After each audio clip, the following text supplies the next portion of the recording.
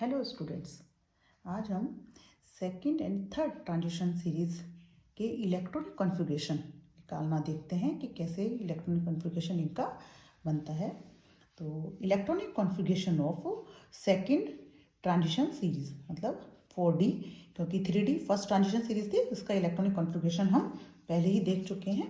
तो journal electronic configuration की अगर हम बात करें तो जर्नल इलेक्ट्रॉनिक कॉन्फ़िगरेशन क्या होता है हमारा, जो भी उससे पहले नोबल गैस होगी तो noble gas score n-1 d 1 to 10, क्योंकि d में 10 इलेक्ट्रॉन भरे जाते हैं इसलिए 1 to 10, और ns 0, 1 और 2। तो इनमें वैसे 1 और 2 ही होता है, 0 सिर्फ एक में ही है, आपको पता चल जाएगा अभी। तो हम यहाँ लिखते हैं 0, 1, 2। बुक में हो सकता है आपके 1, 2 भी लिखा हो, कोई बात नहीं। अब आता है यहाँ पर कि सेकंड ट्रांजिशन सीरीज के इलेक्ट्रॉनिक कॉन्फ़िगरेशन कैसे होंगे। तो सबसे पहले हम देखते हैं कि सेकंड ट्रांजिशन सीरीज जो है वो एटॉमिक नंबर 39 से 48 तक आती है। कहाँ से आती है? 39 से 48 तक। तो ये हमने देखा एटॉमिक नंबर है, सिंबल है, एलिमेंट का नाम है, और फिर निकालेंगे इलेक्ट्रॉनिक कॉन्फ़िगरेशन। तो 39 पर है इट्रियम, वाई से दिखाते हैं इसको। 40 पर जर्कोनियम, ZR से। 41 पर नायोबियम, NB से। 42 पर मोलिब्डेनम, MO। 43 पर टेक्नीशियम, TC। 44 पर रुथेनियम, RU। 45 पर रोडियम, RH। 46 पर पैलेडियम, PD। 47 पर सिल्वर, AG, एंड 48 पर कैडमियम, CD। अब यहाँ पर ये हमने CD भी ले लिया है, हालांकि ट्रांजिशन सीरीज की अगर बात करेंगे तो हमारा सिल्वर तक ही आएगा, तो हम ये 4D सीरीज के ही दे रहे हैं इलेक्ट्रॉनिक कॉन्फ़िगरेशन। ठीक है, तो इलेक्ट्रॉनिक कॉन्फ़िगरेशन दे रहे हैं इसको। तो 36 पर, इससे पहले हमने कहा नोबल गैस।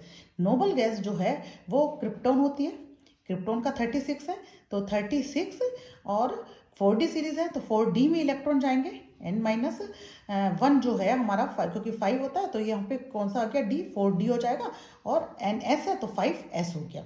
ठीक है, n हमारा कितना था? 5 था, तो यहाँ पर कितना हो गया हमारा? 5s।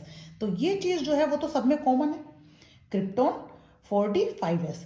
तो ये हम 39 से 48 तक हमने सब में लिख लिया है। ठीक, अब हम निकालते हैं अपनी ट्रिक्स इनका इलेक्ट्रॉनिक कॉन्फ़िगरेशन। ठीक है, तो यहाँ पर हम देख रहे हैं कि कितने इलेक्ट्रॉन हमें भरने हैं? 10 इलेक्ट्रॉन भरने।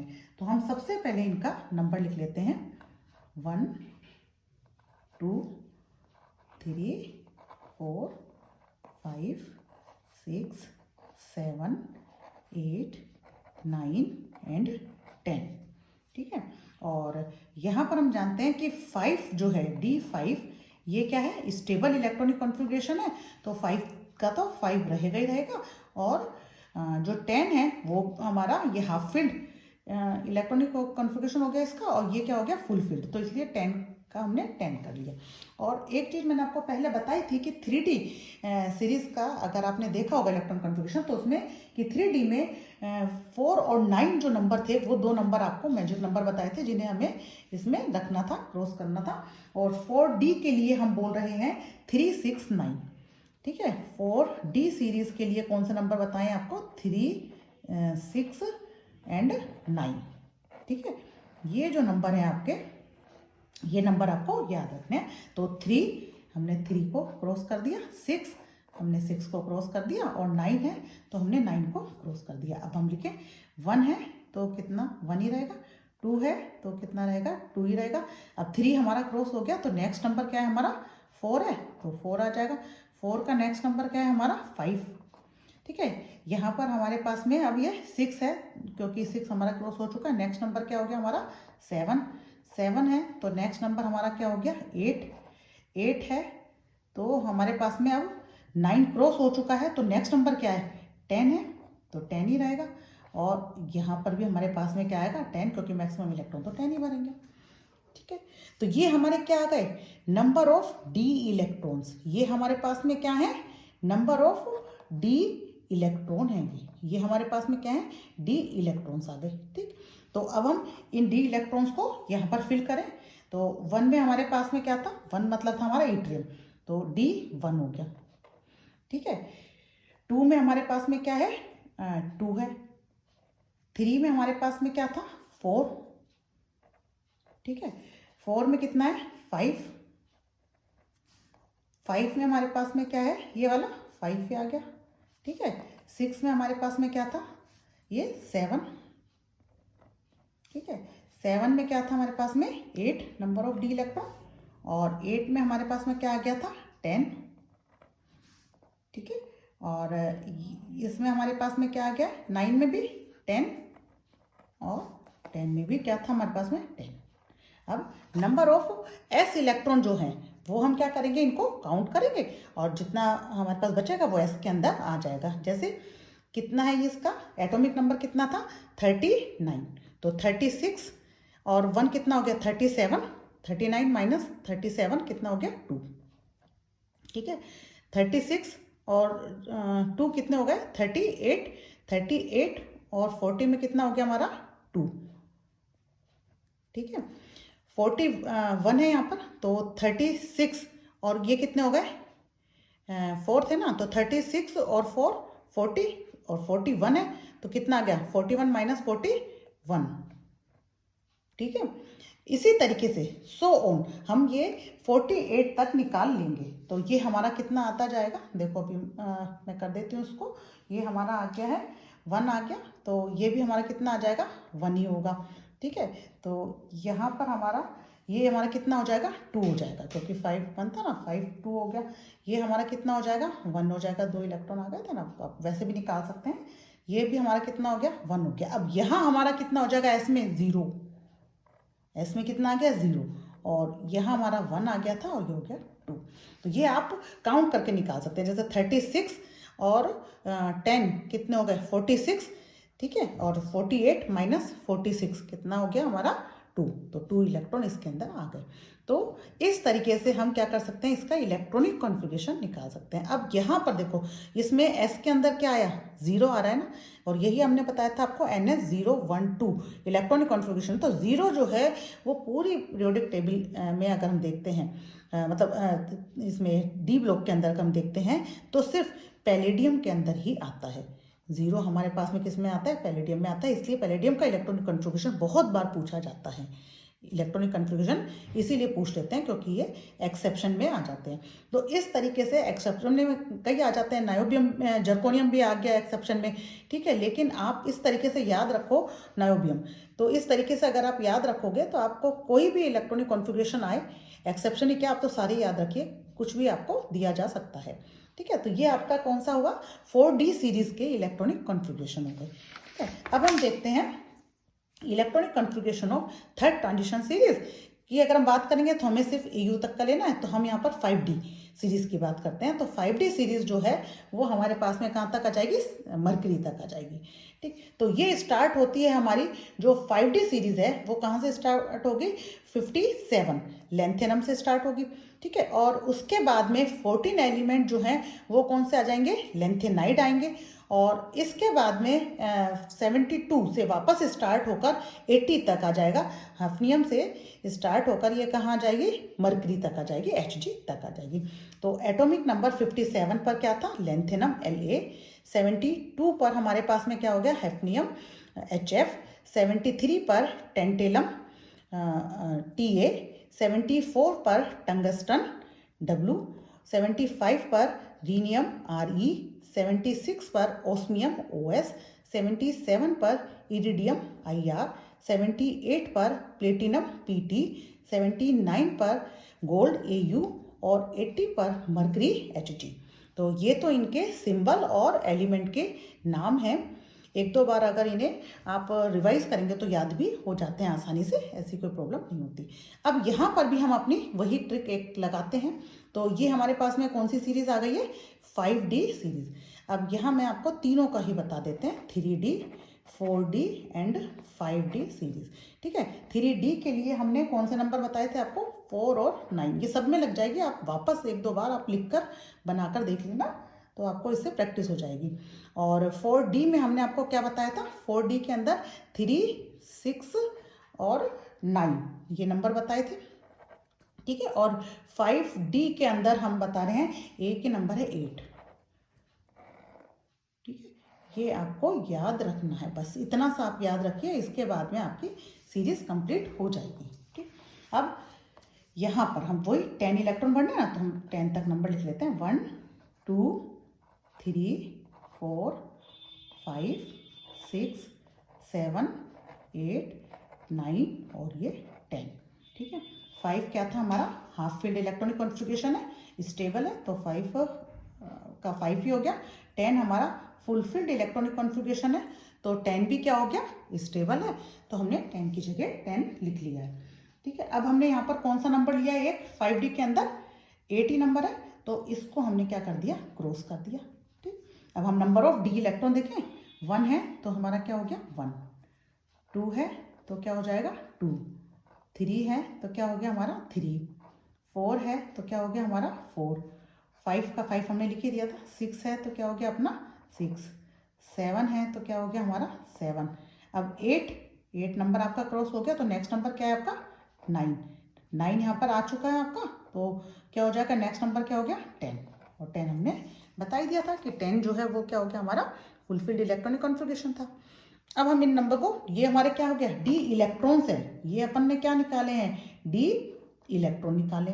ठीक, तो ये हमारे पास में जो डी इलेक्ट्रॉन आए इन्हें हम कर दें, तो हमारे पास में क्या था, फर्स्ट जिसमें हम भर रहे थे एलिमेंट, उसके अंदर कितना है 1 डी, सेकंड में कितने आ गए थे हमारे पास में 2, थर्ड में कितने हैं 3, फोर्थ में कितना है 4, फिफ्थ में 5, सिक्स्थ में 6, 7 में 7, 8 में हमारे पास में कितना आ गया था, 8 के अंदर 9 आ गया है। ठीक है, और 9 में कितना आ गया 10, और 10 में भी कितना आ गया 10। ठीक, यहाँ पर हमारे पास में अगर हम 5D की बात करें तो जो नोबल गैस है वो कौन सी आ जाएगी, जीनोन। वहाँ हमने क्या ली थी क्रिप्टॉन, और यहाँ हम बता रहे हैं जीनोन। जीनोन का जो एटॉमिक नंबर है वो हमारा कितना होता है 54 होता है। ठीक, तो 54 और 1 कितना हो गया 55, तो इसका मतलब एस में 57 माइनस 55 कितना हो गया 2, तो एस में कितने आ गए आपके पास में 2 इलेक्ट्रॉन आ गए। ठीक, यहाँ पर अब हमारे पास में क्या हो गया, ये 72 है। ठीक है, ये तो आपके पास 54 ही है, ये तो क्या रहेगा 54 ही रहेगा सब जगह ही, ये वाला तो जीनोन। तो अब हम कह रहे हैं कि यहाँ पर आने पर एक तो 4F के अंदर तो 14 आ जाएगा सब में। ठीक है ना, ये तो 14, क्योंकि लेंथेनाइड में 14 इलेक्ट्रॉन पहले हम लेंथेनम के बाद में भरते हैं, तो इसीलिए हमने लेंथेनम के अंदर 4F 0 लिखा है, क्योंकि लेंथेनम आता तो किसमें 5D सीरीज के अंदर आता है, लेकिन ये क्या करता है कि जो लेंथेनाइड है उनके साथ में सिमिलरिटी दर्शाता है, इसलिए उनका नाम भी हम क्या बोल रहे हैं लेंथेनाइड। ठीक है, तो इसलिए 4F इसके बाद से सब में 4F में 14 तो आ ही गया। अब अगर हम बात करें तो S के इलेक्ट्रॉन के लिए, तो S में क्या हो जाएगा 54 था, 54 के अंदर हमने 14 ऐड करे, तो 54 प्लस 14 ये हो गया हमारा 68। ठीक है, 68, और D में कितने थे 2, 68 और 2 क्या हो जाएगा हमारा 70, और 72 माइनस 70 मतलब 2, एस में कितने आ गए 2 इलेक्ट्रॉन आ गए। ठीक है, इसी तरीके से आप इनके सबके निकाल सकते हैं, ये 54 और ये हो गया 68 और 3 कितना हो गया हमारा 68 और 3 हो गया हमारा 71, तो 73 माइनस 71 कितना हो गया आपका 2। यहाँ कितना हो जाएगा आपका, फिर इसमें भी आ जाएगा आपका 2, इनमें सब में, क्योंकि एक एक का ही तो हम अंतर कर रहे हैं, तो इनमें सब में आपका कितना आ गया 2, इसमें भी आ जाएगा आपका 2, यहाँ तक आपके सब में 2 आते चले जाएंगे। अब यहाँ आपका क्योंकि 7 के बाद में आपने 9, क्योंकि यहाँ तो आपने एक एक भर रहे थे ना, तो सेम ही आएगा, यहाँ 9 हो गया ना, तो यहाँ कितना हो जाएगा 1 अंतर आ गया ना, तो यहाँ पर क्या हो जाएगा 9 के बाद में 10 है तो वही 1, और यहाँ हो जाएगा आपका 2, तो इसे आप काउंट भी कर सकते हो। तो 68 था ना, 54 प्लस 14 68, ये कितना हो जाएगा 10 78, 80 माइनस 78 2, 68 हो गए थे इन दोनों के यहाँ पर भी, तो 68 प्लस 10 कितना हो गया 78, 79 माइनस 78 कितना आ गया 1, तो यहाँ आ गया 1। ठीक है, और यहाँ आपके पास में कितना था ये कि 9 था, तो 77 हो गया था, 78 माइनस 77 कितना आ गया 1। ठीक है, तो इस तरीके से आप इनके इलेक्ट्रॉनिक कॉन्फ़िगरेशन निकाल सकते हैं।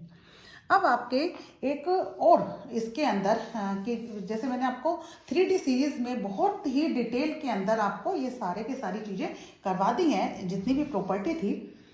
अब हम प्रॉपर्टी को अगर हम देखें कि difference between 3D and 3D series and 4D and 5D series के बारे में, तो इसके अंदर जो प्रॉपर्टी हमने पहले पढ़ रखी है, जैसे एटॉमिक साइज है, कोऑर्डिनेशन नंबर है, रिएक्टिविटी है, ऑक्सीडेशन स्टेट है, ठीक है। तो ये सारी चीज़ें जो हैं वो हम थोड़ा सा डिस्कस कर लेते हैं इनके बारे में।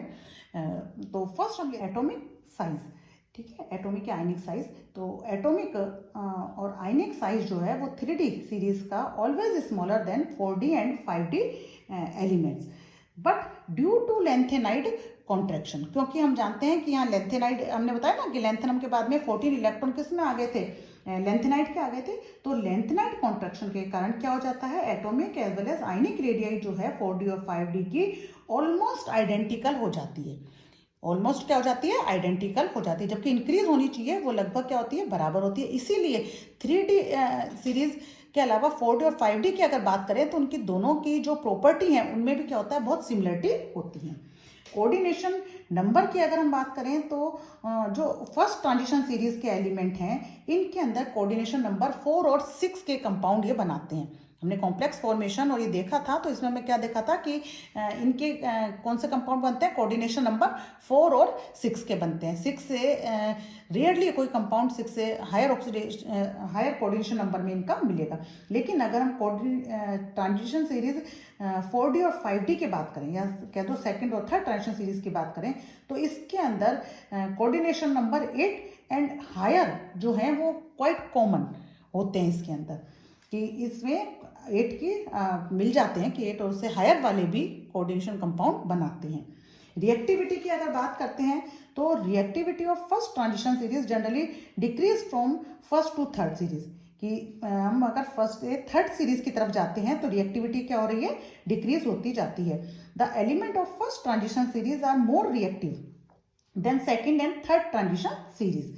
तो लेस रिएक्टिविटी जो है सेकेंड और थर्ड ट्रांजिशन सीरीज की वो होती है इनकी due to their higher ionization energy, lower hydration energy and higher sublimation energy, कि इनकी रिएक्टिविटी कम होने का कारण क्या है, इनकी आयोनाइजेशन एनर्जी जो है वो ज़्यादा होती है, हाइड्रेशन एनर्जी जो है वो क्या होती है, इनकी कम होती है, और सब्लिमेशन एनर्जी जो है वो इनकी क्या हो रही है, ज़्यादा होती है।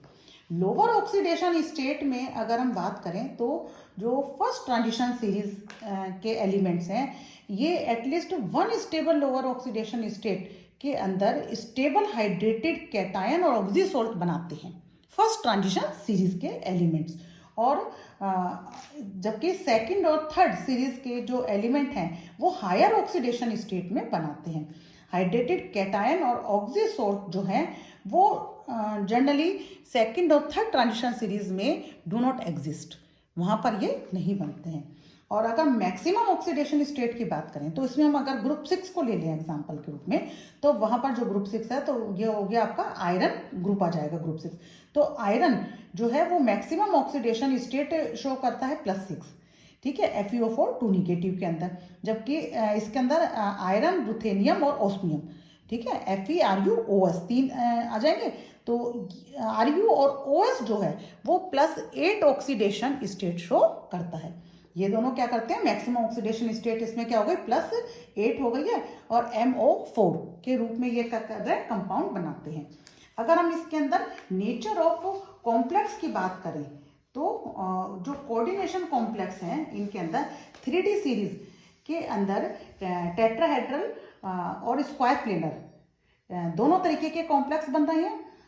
4 कोऑर्डिनेट की बात कर रहे हैं हम, तो इसमें दोनों बन रहे हैं। और 4D और 5D के अंदर हमारे पास में स्क्वायर प्लेनर, इसके अंदर हमारे पास में जो 4D 5D है और स्क्वायर प्लेनर जो है वो बना रहे हैं कॉम्प्लेक्स। और 3D के अंदर हमारे पास में low and high spin complex दोनों ही बनते हैं, but due to high crystal field splitting energy के कारण 4D और 5D सीरीज जो है वो केवल लो स्पिन कॉम्प्लेक्स बनाती है। 3D के अंदर हमारे पास में दोनों तरीके के कॉम्प्लेक्स बन रहे हैं, लो स्पिन कॉम्प्लेक्स भी और हाई स्पिन कॉम्प्लेक्स भी बनते हैं, लेकिन 5D के अंदर हमारे पास में केवल जो है वो लो स्पिन कॉम्प्लेक्स बनते हैं, हाई स्पिन कॉम्प्लेक्स इसके अंदर नहीं बनते हैं। अगर स्टेबिलिटी की बात करें कॉम्प्लेक्स की, तो element of 3D series form more stable complex with nitrogen, oxygen, fluorine. Donor atom अगर हैं तो इनके साथ में ये स्टेबल कॉम्प्लेक्स बनाते हैं, जबकि अगर हम एलिमेंट 4D और 5D सीरीज की बात करें तो ये मोर स्टेबल कॉम्प्लेक्स जो बनाएंगे वो फॉस्फोरस, सल्फर और हैवियर हैलोजन डोनर एटम जो होंगे उनके साथ में ये बनाते हैं। अगर हम मैग्नेटिक प्रॉपर्टी की बात करें तो मैग्नेटिक प्रॉपर्टी में भी क्या होता है कि अगर 3D सीरीज के अंदर हमने देखा था कि जो हम मैग्नेटिक मोमेंट निकाल रहे थे new is equal to √10n+2 फॉर्मूले से निकाल रहे थे, वो क्या था, स्पिन ओनली फॉर्मूला था। वो हमारा कौन सा था, स्पिन ओनली फॉर्मूला। ठीक, तो वहाँ हमने ऑर्बिटल मैग्नेटिक मोमेंट जो है वो क्या हो रहा था कि क्वेंच हो जाता था, तो उसे हम नेग्लिजिबल मानते थे 3D सीरीज के अंदर। लेकिन अगर हम 4D और 5D सीरीज की बात करें तो वहाँ पर स्पिन ओनली फॉर्मूला नहीं लगता है। हमारा रसल और सैंडर ने फॉर्मूला निकाला था जिसके अंदर मैग्नेटिक मोमेंट जो है वो स्पिन प्लस ऑर्बिटल दोनों ही उसके अंदर कंट्रीब्यूट करते हैं, दोनों से ही निकलता है। ठीक है, तो इस तरीके से जो सारी प्रॉपर्टी हैं इनमें इनके साथ में क्या इनका डिफरेंसेस हैं वो सारा हम देख सकते हैं। तो ये आपको अगर फर्स्ट ट्रांजिशन सीरीज अच्छे से आती है तो सेकंड और थर्ड के साथ में कंपेयर आप उसको आसानी से कर सकते हैं। तो मैंने तो इसे आपको बता दिया है कि इस तरीके से ब्रीफ में समझा के आप इसको डिटेल में फर्स्ट ट्रांजिशन सीरीज के साथ में कंपेयर करके लिख सकते हैं। तो नेक्स्ट चैप्टर हम इसमें लेंगे कोऑर्डिनेशन केमिस्ट्री। तो कोऑर्डिनेशन केमिस्ट्री का नेक्स्ट लेक्चर आपको नेक्स्ट टर्न पे करवा दिया जाएगा। ओके, थैंक यू बेटा।